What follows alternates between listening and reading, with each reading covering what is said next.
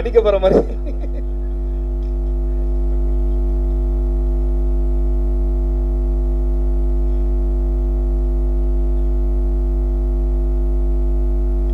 Sir யாரு? Sir வணக்கம். நீங்க வள்ளல் எனக்கு தெரியும், அது எங்க சங்கம் எல்லாத்துக்கும் தெரியும்.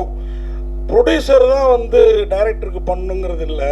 இப்போல்லாம் ஹீரோக்கள் கார் வாங்கி கொடுக்கறது, வீடு வாங்கி கொடுக்கறது, தொலைஞ்சு போன 15 பவுனை வாங்கி கொடுக்கறது கூட இருக்கு. இந்த படம் ஹிட் ஆனா ஒருவேளை நீங்க பண்ணுவீங்களா சார்? நீங்க ஃபர்ஸ்ட் எப்படி ஆரம்பிச்சீங்க? வள்ளல் சொன்னேன். அதை நான் பண்ணும்போது உங்கள்கிட்ட தான் சொன்னேன், நீங்கள் வெளியில் சொல்லவே கூடாதுன்னு தானே சொன்னேன். நீங்களே சொல்லலாமா? அதனால நம்ம பண்ணுறது வெளியில் தெரியாமல் தான் இருக்கும். அண்ட் அர்ஜுனுக்கு தெரியும் அது என்ன.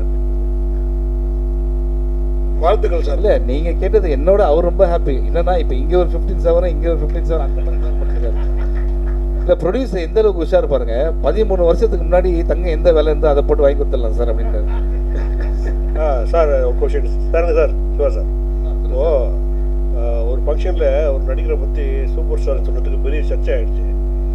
ஆனால் உங்களை வந்து அகில உலக சூப்பர் ஸ்டார்னு சொல்கிறாங்க. ஆனால் எந்த சர்ச்சையும் வர மாட்டேங்குது. இதுக்கு என்ன காரணம் சார்? நீங்கள் ஏதாவது தாஜா கஜா பண்ணி வச்சுருக்கீங்களா? இல்லை இந்த சர்ச்சை வரலன்னு வருத்தப்படுறீங்களா? ஆமாம், வருத்தப்படுறேன். சர்ச்சை வரலன்னு சொல்லிட்டு வருத்தப்படுறேன். இல்லை சார், நீங்கள் வருத்தப்படவே வேணாம். நான் ஆல்ரெடி சொன்ன மாதிரி தான் சூப்பர் ஸ்டார் அப்படின்றது வந்து தமிழ்நாடு, இந்தியா தான். நம்ம எர்த், கேலக்ஸி, அந்த அந்த பிளாக் ஹோல் அந்த மாதிரி போயிட்டோம் நம்ம. ஸோ அதனால் வந்து நம்ம வந்து அகில உலக சூப்பர் ஸ்டார் ஒரே ஒருத்தர் தான் ரவுண்டில் ரேஸில் ஓடிட்டு இருக்காரு. அவர் தான் லாஸ்ட்டு, அவர் தான் ஃபர்ஸ்ட்டு. இனிமேல் இன்னொருத்தர் வரவே முடியாது. ஓகேங்களா? வாழ்த்துக்கள் sir. Thank you sir. Thank you sir. Director sir, உங்களுக்கு ஒரு கொஸ்டின் சார். ஹீரோக்கு இருக்கு, இன்னும் இருக்குது, அவங்க வருவாங்க. இல்லை சார், அதாவது சந்திரசேகர் சார், சிவா சார் சொன்ன மாதிரி அவங்களாவது அவங்க மதர் பார்த்தது நானே பார்த்துருக்குறேன். என்ன கூட சொல்லுவாங்க கர்லிங்கர் அந்த மாதிரி, இது இப்போ சார் மாதிரி தான் ஆகிட்டேன். அந்த அளவுக்கு முக்கியத்துவம் இப்போ இருக்குமா? ஏன்னா அவருக்கு அந்த படங்கள் அந்த காலத்தில் ஒருதலை ராகம் மட்டும் இல்லை, பல படங்கள் இல்லை, அவ்வளோ பிரமாதமாக இருப்பார். அந்த மாதிரி ஒரு முக்கியத்துவம் இருக்குமா அவருக்கு? சார், அதாவது இந்த கதையை ஆரம்பிக்கிறதுக்கு நலன் சார் எங்களுக்கு ஒரு ஒரு ஒரு ஐடியா கொடுத்தாரு சார். அந்த ஐடியாவோட கேரக்டரே அவர் தான். ஸோ கண்ணபிரான்ற கேரக்டர் அவரை வச்சு தான் அவர் எங்களுக்கு ஐடியா கொடுத்தாரு. அதை வச்சு தான், அந்த கேரக்டரை வச்சு தான் நாங்கள் இந்த ஃபுல் கதையுமே நாங்கள் வந்து உருவாக்கணும். ரொம்ப இம்பார்ட்டண்டான ஒரு கேரக்டர் சார். சார் வாகை சார். சார் ஒரு செகண்ட் இல்லை, ஒரு செகண்ட் பத்திரிகையாளர் மன்னிக்கவும். அவசர வேலைக்காரமாக திரு எம்எஸ் பாஸ்கர் ஒரு எமர்ஜென்சிக்காக கிளம்புறாரு. அவர் மட்டும் எல்லாருக்கும் என்னுடைய மனப்பூர்வமான நன்றிகள், வணக்கங்கள். Thank you. Thank you sir. Thank you. Sir,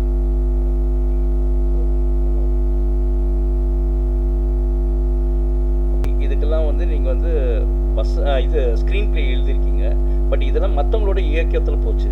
இப்போ உங்களோட இயக்கத்துக்கு நீங்களே தான் ஸ்க்ரீன் பிளேவும் எழுதியிருக்கீங்களே, இதில் என்ன ஸ்பெஷலாக இருக்குது? சார் அதான் சார், இப்போ நீங்கள் வந்து மார்க் ஆண்டனி பார்த்தீங்கன்னா ஒரு ஜேனரு, ராட்சசன் பார்த்துட்டு ஒரு வேறு ஜேனரு.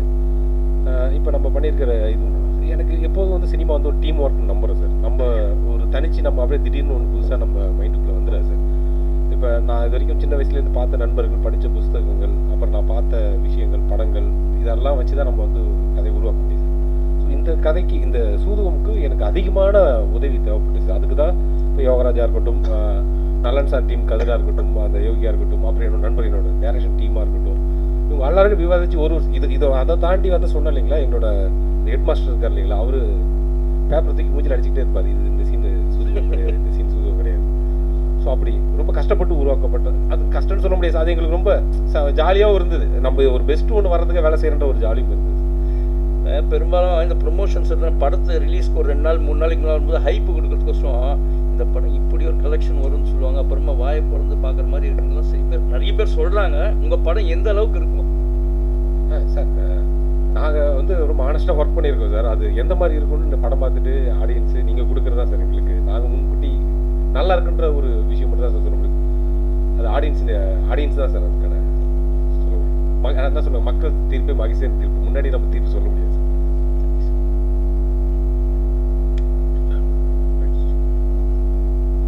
சார். வாகை சார், நீங்கள் ஆக்சுவலாகவே அரசியல்வாதி. நீங்கள் நிறைய அரசியல்வாதிகளாம் பார்த்துருக்கீங்க. ஆனால் புதுசாக பார்த்தீங்கன்னா மாநாடுலேருந்து எல்லா படங்கள்லையும் நீங்கள் வந்து புதிய கட்சிகள் நிறைய பார்த்துட்டே இருக்கீங்க படங்களில், இது எப்படி இருக்குது? ஏன்னா இதுவும் ஒரு கட்சி. ஏன்னா சமீபத்தில் விஜய் அவர்களும் தொடங்கியிருக்காரு, அந்த மாதிரி பேரும் வந்திருக்கு. ஸோ இது எப்படி இருக்குது? அந்த அரசியல் ஃபீல் எப்படி இருக்குது? அரசியலை விட்டு உங்களை வெளியில் அனுப்பவே மாட்டுறாங்க, சினிமாவிலும் சரி. ஆமாம் நான் வந்து என்னுடைய எய்மு எல்லாம் சினிமாவில் நடிக்கணும்னு வந்தேன்.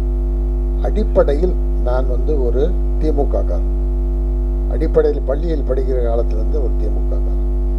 அதுக்கப்புறம் தான் நான் வந்து சினிமாவில் வந்து புகழ் பெற்ற பிறகு கலைஞர் அவர்கள் என்னை அழைத்து நடிகர் தலைவர் சிவாஜிக்கு பிறகு லட்சிய நடிகர் SSRக்கு பிறகு நல்ல தமிழ் பேசுகிற தமிழ் நடிகர் சினிமா உலகத்துக்கு கிடைச்சிருக்கிற, நீ நடித்தால் தூக்கு மேடையில் நிறைய வசனங்கள் இருக்குது, அதை நீ பேசினா தான் அதை பேச முடியும். ஆனால் நீ என்னோட படத்தில் நடித்தால் பல எதிர்ப்புகளை சந்திக்க வேண்டியிருக்கும், யோசிச்சு சொல்லுன்னு சொன்னார். நான் அப்போ சொன்னேன், அடிப்படையிலே நான் ஒரு திமுககாரன். அதனால் வந்து பராசக்தி மனோகரா வசனத்தெல்லாம் பேசி நடித்தவன் நான். எனக்காக நீங்கள் வசனம் எழுதும்போது இதை விட எனக்கு என்ன பெருமை வேணும்? எத்தனை எதிர்ப்பு இருந்தாலும் நான் நடிக்கிறேன்னு சொல்லி நடித்தேன். அதுக்கப்புறம் பல எதிர்ப்புகளையும் சந்தித்தேன். இப்போ நீங்கள் கேட்டீங்கல்ல, அது மாதிரி வரும்போது இப்போ நான் வந்து செல்ஃபின்னு ஒரு படத்தில் ஒரு கேரக்டர் ஒரு ஒரு கஷ்டப்படுற ஒரு குடும்பத்தினுடைய தந்தையாக நடித்தேன். இப்போ வந்து சலூன் ஒரு படத்தில் வேறு கேரக்டர் பண்ணியிருக்கேன்.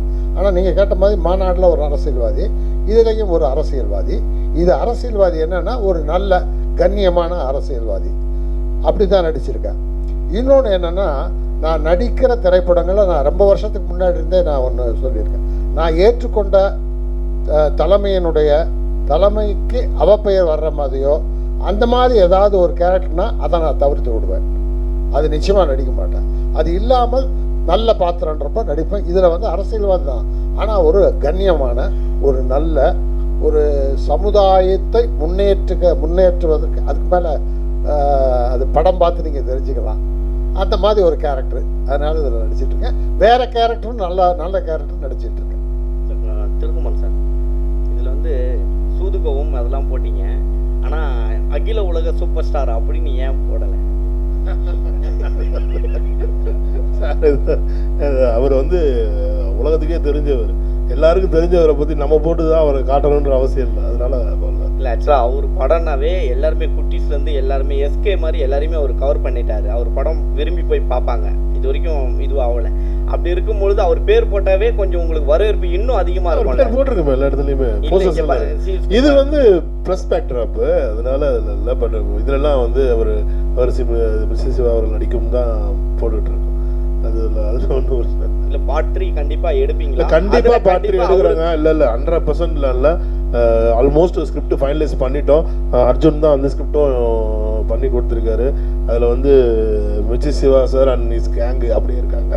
அது போக சந்திரசேகர் சார் இருக்காங்க, MS பாஸ்கர் சார் கண்டிப்பாக இருப்பாங்க, அருள்தாஸ் சார் கண்டிப்பாக அதில் இருக்காங்க. இதோட ஆடடாக வெறும் பாபி சிம்மா சாரும் கண்டிப்பாக அதில் இருப்பாருன்னு நம்புறேன். மேல் தான் அவர்கிட்ட பேசணும். கருணாகரன் தான், அவர் இல்லாமல் சோதுகம் இதுவே கிடையாது, ட்ரையாலஜியே கிடையாது. அதனால கண்டிப்பாக இவங்க எல்லாருமே இருக்காங்க.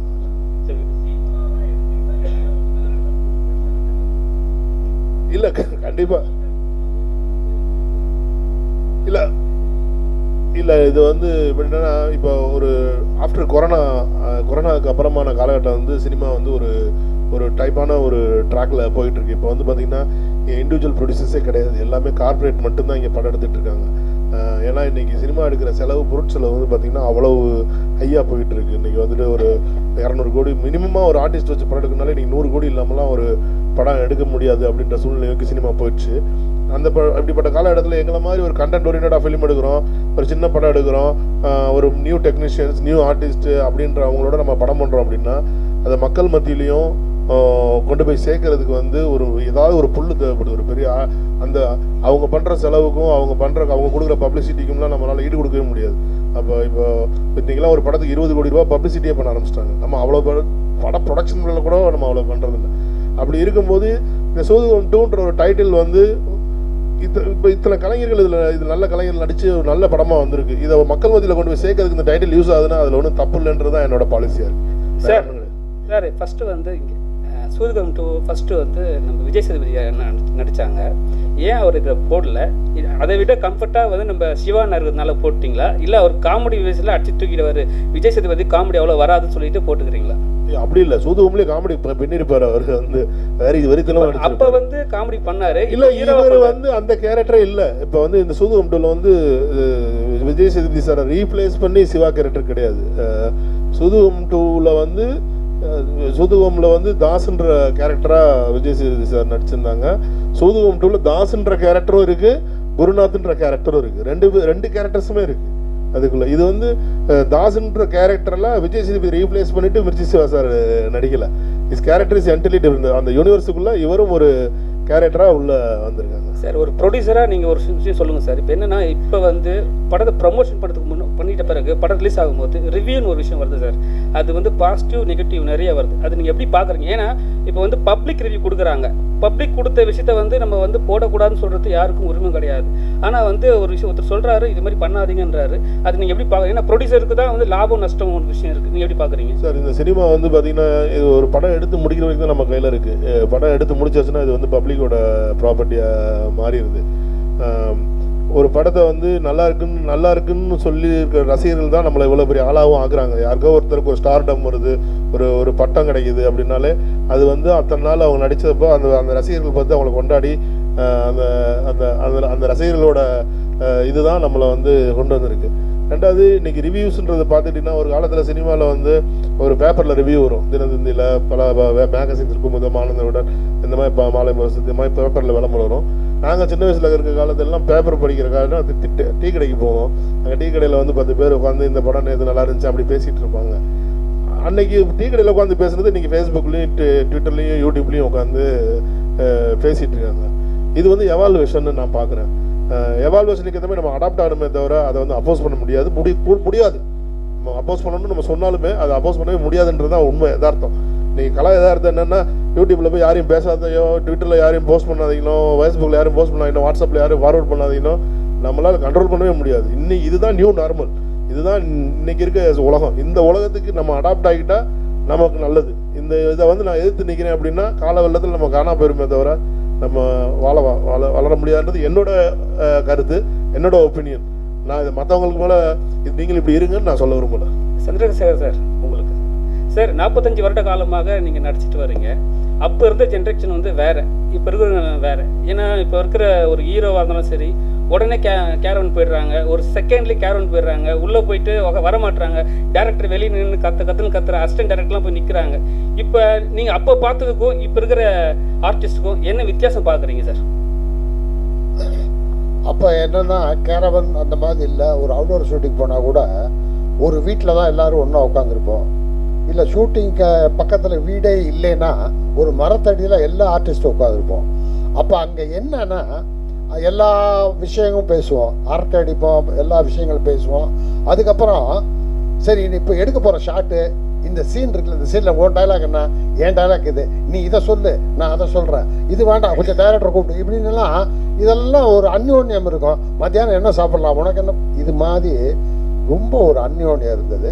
அது சிவா, எனக்கு தெரிஞ்ச சிவா இல்லை, சினிமாவில் ஸ்க்ரீனில் பார்க்காத சிவா இருக்கார்ல, அவர் ஒரு அற்புதமான நடிகர், ஒரு சீரியஸ் நடிகர். அதுக்கான சில காட்சிகளை நான் ஒரு படத்தில், சலூன் படத்தில் பார்த்தேன்.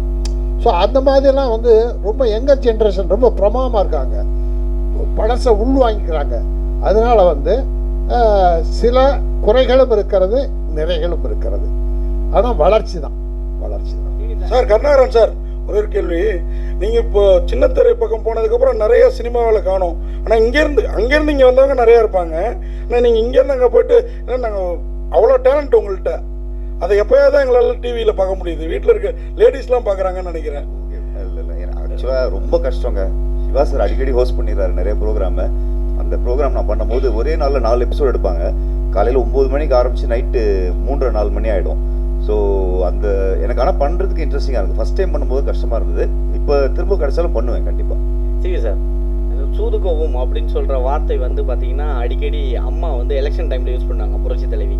அதே போல் இந்த நாடும் நாட்டு மக்களும் அப்படின்றது பியூ சின்னப்பா அவர் யூஸ் பண்ணது. அது ரெண்டுமே வந்து பயங்கர ஒரு ஸ்ட்ராங்கான வார்த்தை. இதை எப்படி நீங்கள் வந்து பிடிச்சி இதில் இல்லை, வச்சிருக்கீங்க? சூதுகம்ன்ற டைட்டில் நலனோட டைட்டில், இது நான் பிடிச்ச டைட்டில் கிடையாது, அவர் வச்ச டைட்டில். பேசிக்காக சூதுகம் வந்து ஒரு காமெடி படம். இது சூதுகம் 2 வந்து ஒரு பயங்கரமான காமெடி படம். இது வந்துட்டு மோரல்ல சூதுகமே வந்து ஒரு பொலிட்டிக்கல் சட்டையர் தான். இன்னைக்கு சமுதாயம் எப்படி இருக்குன்றத ஒரு சட்டைரிக்கலாக சொன்னாங்க அவங்க. சூதுகம் படத்தில் வந்து இன்னைக்கு சொசைட்டி எப்படி அவால்வ் ஆகிட்டு இருக்கு, நம்மளை சுற்றி இருக்க சொசைட்டி எப்படி அவால்வ் ஆகிட்டு இருக்குன்றத எந்த விதமான பவுடர்லாம் போடாமல் மேக்கப்லாம் போடாமல் பட்டவர்த்தனமாக மூஞ்சில் அடித்த மாதிரி சொன்ன படம் சூது. அதை வந்து ஃபன்னாக காமெடியாக டெலிவரி பண்ணியிருந்தாங்க. அதே மாதிரி தான் இந்த படமும். அதான் நீங்கள் படம் பார்த்தீங்கன்னா உங்களுக்கு கண்டிப்பாக புரியும் இந்த டைட்டில் ஏன் வந்து இதில் சூதுகம் கீழே நாடு நாட்டு மக்களும்னு இருக்குது அப்படின்றது கண்டிப்பாக நீங்கள் படம் பார்த்தீங்கன்னா புரியும். அதே மாதிரி ஏன்னா இந்த இதில் வந்து பார்த்தீங்கன்னா இந்த நாடு நாட்டு மக்களும் மட்டும் இல்லை, இப்போ அர்ஜுனோட இதுவே டைரக்ஷன் ஸ்டைலே அப்படி தான் இருக்குது. அவர் வந்து இப்போ நீங்கள் வந்து இப்போ இன்றைக்கி இவர் அடுத்த சூப்பர் ஸ்டார், அடுத்த இந்த இது தளபதி அப்படின்லாம் போயிட்டு இருக்க மாதிரி எனக்கு தெரிஞ்சு நீங்கள் சினிமாவில் வந்து சுந்தர் சி சாருக்கு அப்புறம் அதே மாதிரி பேட்டர்னில் படம் எடுக்கக்கூடிய ஒரு ஆளாக நான் வந்து அர்ஜுனை பார்க்குறேன். ஃப்யூச்சரில் வந்து கண்டிப்பாக இன்றைக்கி சுந்தர் சி சார் எப்படி ஒரு 30 ஆண்டு காலத்தை தாண்டி சினிமாவில் இன்னும் ஒரு பெரிய ஹிட் இயக்குனராக இருக்காரோ அதே மாதிரி அர்ஜுனுக்கும் ஒரு மிகப்பெரிய லாங்கிவிட்டி இந்த சினிமாவில் கிடைக்கும். ஏன்னா அவரோட ஸ்டைல் ஆஃப் மூவி மேக்கிங், அந்த ஸ்டைல் ஆஃப் கிரியேஷன், அவர் யோசிக்கிற விதம் எல்லாமே அந்த மாதிரியான ஒரு பயங்கர காமெடியான வேலையாக இருக்குது. அதுவும் மக்களுக்கு புரிகிற மாதிரி ஒரு எளிமையான காமெடியாக அவர் பண்ணுறாரு. இப்போ சூதுகமில் பார்த்தீங்கன்னா சூதுகம் வந்து ஒரு மிகப்பெரிய ஹிட்டு கல்ட் கிளாசிக். ஆனால் அது கலெக்ஷன் பார்த்தீங்கன்னா ரொம்ப இந்த சி சென்டர்னு சொல்லக்கூடிய ஏரியாக்களில் வந்து கம்மியாக இருக்கும். ஏன்னா அந்த படத்தோட காமெடி வந்து அவங்களுக்கு சரியாக புரியலை, ரீச் ஆகலை அவங்களுக்கு. பட் இந்த படம் அப்படி இருக்காது. இந்த படம் வந்து அனைவருக்கும் போய் புரியும், அந்த அனைவரும் ரசித்து சிரிப்பாங்க. ஏன்னா அந்த மாதிரியான ஒரு காமெடியாக அவர் எடுத்திருக்காரு. சார், அவர் உங்களை டைரக்டர் உங்களை கொஞ்சம் குறைய சொன்னாலும் நீங்கள் அதில் நிறையா சொல்லிட்டீங்க. அவர் குறையா சொல்றதால நான் பார்க்கல, நேச்சுரல் அவர் சொல்றாரு, அவ்வளோதான். இல்லை அதான் குறையெல்லாம் எடுத்துக்க மாட்டேன். ஏன்னா நான் எப்படி இருக்கணும் அவர் வந்து என்னை பற்றி பிரதிபலிக்கிறாரு. அதனால அதை நான் அதுதான் என்னோட கேள்வி. ஆக்சுவலாக வந்து நீங்களும் ஒரு டைரக்டர், படம் பார்த்துட்டீங்களா? படம் பார்த்துட்டேன். அதே மாதிரி அவர் வந்து உங்களையும் அப்பா அம்மா அப்படின்ற மாதிரி சொன்னார். அப்பா அம்மாவில் 2 கேட்டகரி. இந்த மாதிரி எல்லாத்தையும் வாங்கி கொடுக்குறவங்க, கண்டிஷனாக வளர்க்குறாங்க. கண்டிஷனாக வளர்க்குற பிள்ளைங்க டிஸ்டிங்ஷனில் பாஸ் பண்ணோம். இந்த படமும் அந்த மாதிரி பாஸ் பண்ணுமா? அதே மாதிரி இந்த கேரக்டர் எல்லாருமே, கருணாகரன் சார், வாகேஷ் சந்திரசேகர் சார், அது மாதிரி அருள்தாஸ், MS பாஸ்கர் எல்லாருமே பொறுக்கி எடுத்து போட்டிருக்க மாதிரி தெரியுது. அது நீங்களா அவரா? 2 பேர் இது அதெல்லாம் அவர் தான், காஸ்டிங்லாம் அவர் டைரக்டர் தான் சேரும். அதே மாதிரி இந்த படத்தையும் நாங்கள் பார்த்துட்டோம். நாங்கள் எல்லாருமே பார்த்துட்டோம். எங்கள் ஃப்ரெண்ட்ஸ் அண்ட் ஃபேமிலியோட ஒரு 100-150 பேர் தேட்டரில் உட்காந்து பார்த்தோம். எல்லாருமே பயங்கரமாக கைதட்டி சிரித்து ரசித்தாங்க படத்தை. ஸோ அதே எஃபெக்ட் வந்து தேட்டர்லேயும் இருக்குன்னு நாங்கள் நம்புகிறோம். இந்த கேரக்டர் சூஸ் பண்ணது, இதுக்கான அந்த அவங்க எப்படி இருப்பாங்க, அந்த டிசைன்ஸ், இது எல்லாமே பண்ணது வந்து இயக்குனர் தாங்க, அர்ஜுன் தான். அதே மாதிரி அவரும் டிஸ்டிங்ஷனில் பாஸ் பண்ணிடுவார், கண்டிப்பாக பாஸ் பண்ணிடுவார் நான் நம்புகிறேன். சிவா சார், ஆக்சுவலாக இதில் வந்து ஒரு ட்ரைலரில் ஒரு டைலாக் வருது, பெண்கள் வந்து கற்பனையே வாழ்ந்தா நல்லது, கல்யாணம் பண்ணாதுன்னு. அது நீங்களா யோசிச்சிங்களா, இல்லை டைரக்டர் வச்சாரா, இல்லை ப்ரொடியூசர் சொன்னதா? இல்லை, ஆனால் அந்த டைலாக் சொல்லும் போது மட்டும் இது வரைக்கும் கை தட்டாத நிறைய பேர் ஏன் இங்கே கை தட்டினீங்க? அப்போனா வந்து எல்லார் லைஃப்லையும்